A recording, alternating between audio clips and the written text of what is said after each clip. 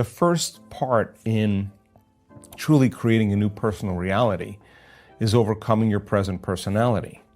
You got to get beyond the normal thinking patterns, the normal urges of action and habits, to get beyond certain emotions that are residuals from the day before.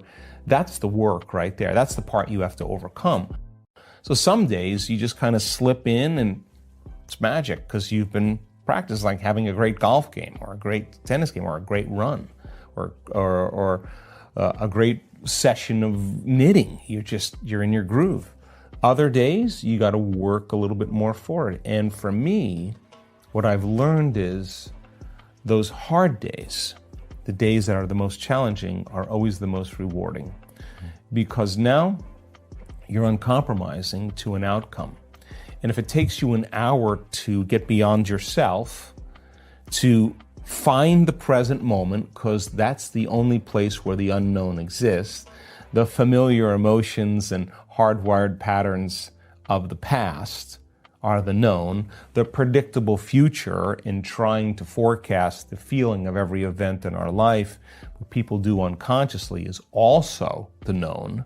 There's only one place where the unknown exists, and that's the present moment. You call it the generous present moment. Yeah, and I've just done it enough times, and there are plenty of people in our work that have done it enough times to know when you're there and when you're not. Okay. And when you're not, it's very obvious because you've been there enough times. So it's just like hitting a tennis ball in a sweet spot. Okay. You lock into something and that wholeness starts to happen, and now you're no longer creating from polarity or duality or opposites. People they create when they see they don't have something. Whether, hey, nice suit, I want one of those, right? And the moment I see that you have a nice suit and I start thinking, I want one of those, my brain naturally starts putting me in the equation. Next thing you know, I'm wearing your suit. Well, that's because we're wired to do that. So then we have this natural ability to create. The problem is after you imagine that, you open your eyes and you don't have it, people experience more lack. Well, we're not that good yet. So then the act of practicing enough times and beginning to create the state in which you're so connected to the energy of your future. Now think about this.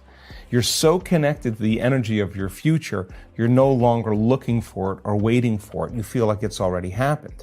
The moment you get upset in traffic, the moment you start judging a coworker, you just disconnected from the energy of your future, and now you're back to the energy of your past. Now, if you tell me it was that person that did it to you, I'd say to you, oh, you're back to the unconscious program of being a victim again. So then the person then goes, oh, when did I fall from, that state? When did I lose it? Oh, it happened at 3 o'clock today.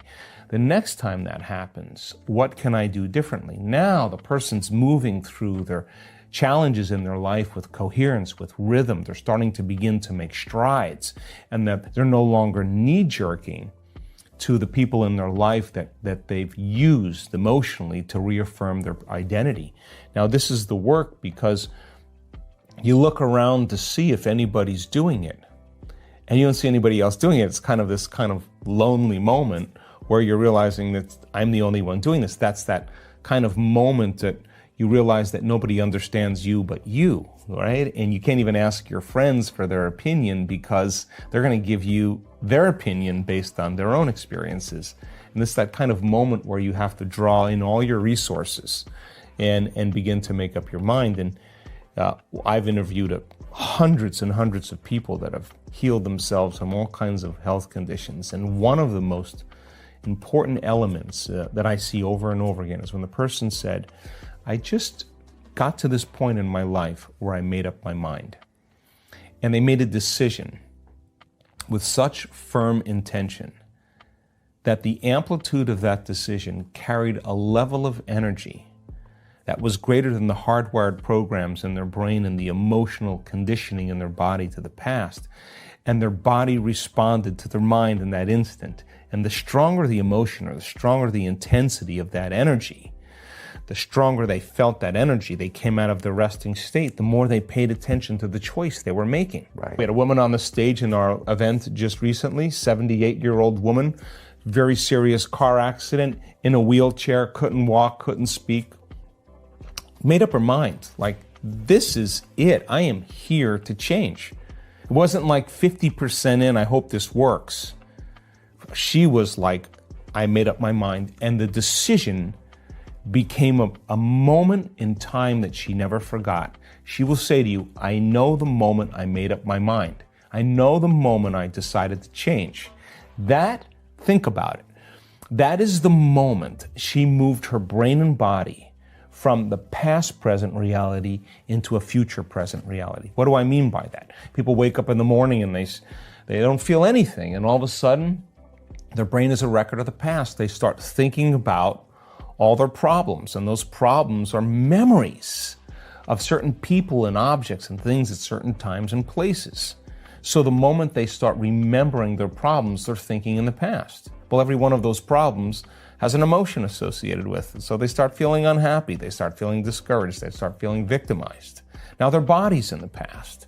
And if how you think and how you feel creates your state of being, that person's starting their day with their entire state of being in the past. So if they're living in the familiar past and they're in the known, they're going to create the predictable future. So they're going to run through a series of routine behaviors in their day, and they're going to want to know the feeling of every experience in their life. Well, if you can predict the feeling of every experience in your life, that's more of the known.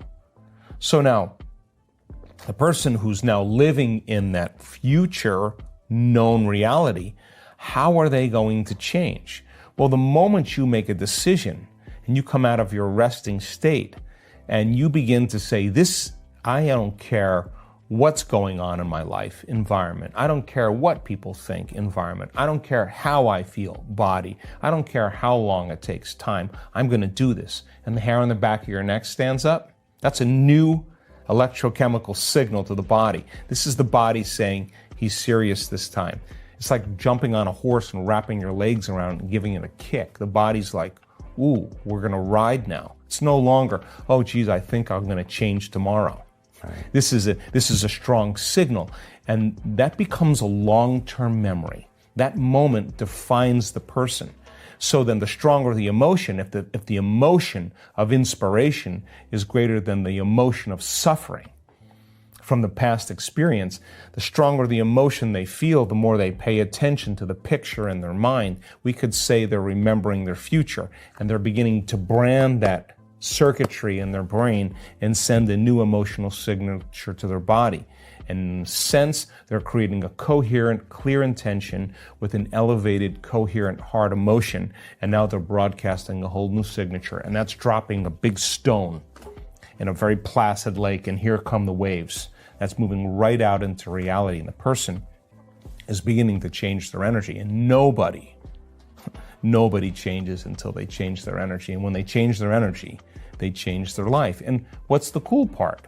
The cool part is you start seeing the breadcrumbs coming from the universe. You start saying, keep going, Brian. You're starting to see these synchronicities and these coincidences and these opportunities. And people say, I'm not doing anything. Well, of course you're not doing anything like in the same way you've done everything. You're changing your energy, and now it could be that simple in the present moment. You start seeing feedback coming into your world. I think that's what people want. And you could have a master's or a doctorate degree. You could have a high school education. You could be overweight. You could be underweight. You could be sick. You could be healthy. You could be young. You could be old. Any skin color. I've seen it on all different people, all different races, all different size, all different shapes, all different diets.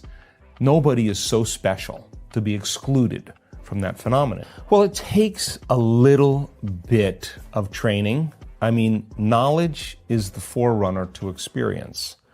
So I now know that if you give people the right information, and as I've said in the past on your show, science is that language. And you can combine the quantum model and neuroscientific model with neuroplasticity and neuroendocrinology and psychoneuroimmunology and epigenetics and electromagnetism and all those wonderful different branches of science and build a new model of understanding. The person has to be able to explain that model. If they can't explain it, Brian, it's not wired in their brain. So they can't assign meaning to what they're doing. They leave it up to conjecture. They leave it up to hope. They leave it up to wishing, praying, wanting. That's the old model. But when they understand what they're doing and why, and they can articulate it, they're installing the neurological hardware in their brain in preparation for the experience, so they'll understand how to do it better. And make it so simple, Right. that it's not about making it complicated. What it's about is eliminating everything else that's not part of the formula. So stop wondering why it hasn't happened. Stop analyzing and judging yourself. Stop saying, I can't, it's too hard. Those are the very things that are standing in the way between you and your future. So you come up against yourself. Well, what do most people do when they come up against themselves at home in their meditation? They say, I can't meditate. They get up, they get on their cell phone, they quit. They get up, they turn the TV on, they get up, they do whatever, have a cup of coffee, whatever. They haven't gone past that point because they don't understand that they should. So then when you begin to create a model of understanding and the person can explain it, they're wiring it in their brain. Now, as they install the neurological hardware in their brain, they're priming their brain for the experience. So then you give them the instruction and they can understand what they're doing and why, and you set up the conditions in their environment where they feel safe enough to create. Now we take them to the next level, and the experience then begins to change their brain. It begins to change their body. It begins to downregulate certain genes, upregulate other genes. And you may have a good meditation, you may not have one that's so great. But if I said to you, now, Brian, what did you do really well in that last meditation that you love about yourself? Explain that to me. And you can articulate what you did really well. I guarantee.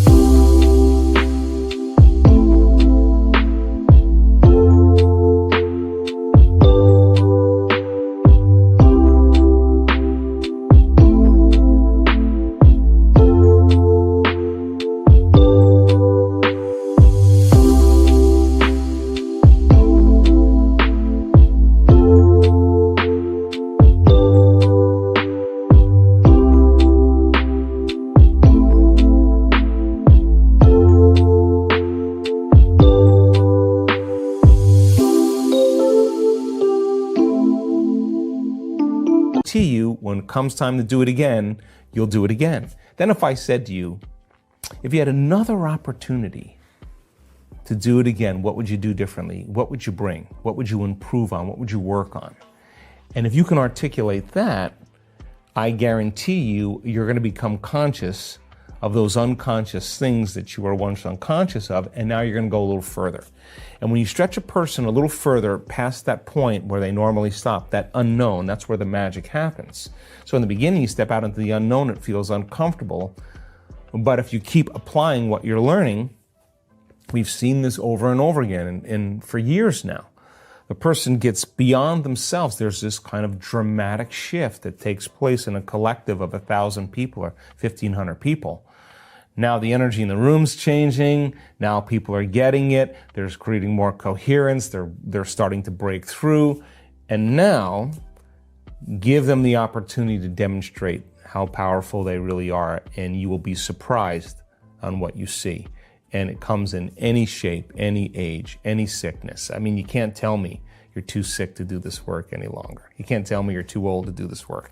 We now have a testimonial booth at our week-long events because people have so many amazing, great stories. I mean, they're so good that now we have so much testimony that a lot of people are going to our website and just watching the stories of people tell their stories of how they healed of all these health conditions and the doctors told them they weren't going to make it, or they created wealth or whatever. I think that's so important because when you see that person on the stage and they're telling their story and it's not a Hollywood version of triumph, they lost everything. They got worse, everybody gave up on them. They were in and out of the hospital, they tried this, they tried that, and all of a sudden they start telling their story, and you see how they started to make the changes, and they started feeling better, and their blood values started to improve a little bit, and their blood values got worse, and then they went back again, and then they come out the other side. And it's a 64-year-old woman, with Parkinson's disease that can't swallow, that can't blink her eyes, that can't chew, that can't stand up, can't blow her nose. And in one incident, she's telling the story of how she's standing up in front of the audience, how she can blow her nose, chew, swallow, blink, all that stuff. You're looking at her going, wow, she doesn't look much different than me, or doesn't look very special, or she looks like a normal person. You're going to identify. And I look out in the audience when people stand on the stage and tell their story, and there's a lot of tears because they're speaking truth. They're the example of truth. They're possibility right in front of them. And that shift that takes place in that moment in the event is dramatic. I hope you loved this amazing and inspiring speech by Dr. Joe Dispenza, and you will choose to connect with your future.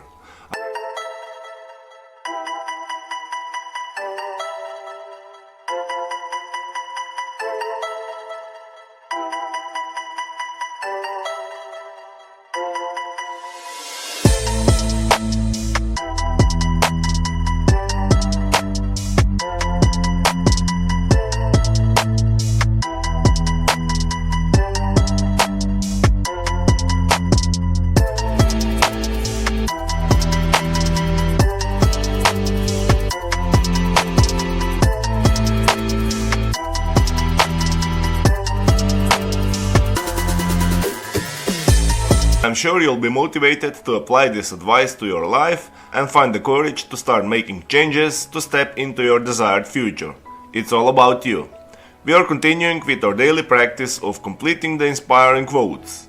In the previous video we were looking for 2 words of Joe Dispenza's quote. The quote goes like this: Gratitude becomes the emotional signature that it's already happened. Gratitude is the ultimate state. The correct answer is of receiving. So, gratitude becomes the emotional signature that it's already happened. Gratitude is the ultimate state of receiving. Congratulations to everyone with the correct answer. This one wasn't so easy, but since I know you love Joe Dispenza, today's quote is also from Dr. Joe Dispenza. We are looking for 2 words. So the quote goes like this: The moment you decide to no longer think the same way, act the same way, or live by the same emotions, it's going to... Write your answers in the comments below the video and tell me if you love this video and our new way of ending the videos. If you like this video, give your thumbs up and share it with your friends. Even if you're not sure what the correct answer is, try and guess. The first one with the correct answer is the winner. So don't forget to subscribe and hit that bell button and don't miss any of new videos and new challenges. If you really like what we do here and want to support us, you can join our channel and our community for a symbolic fee and gain many other additional features. You can do that by clicking the join button next to the subscribe button, or you can click on the link in the description of this video. Stay good and have a great day!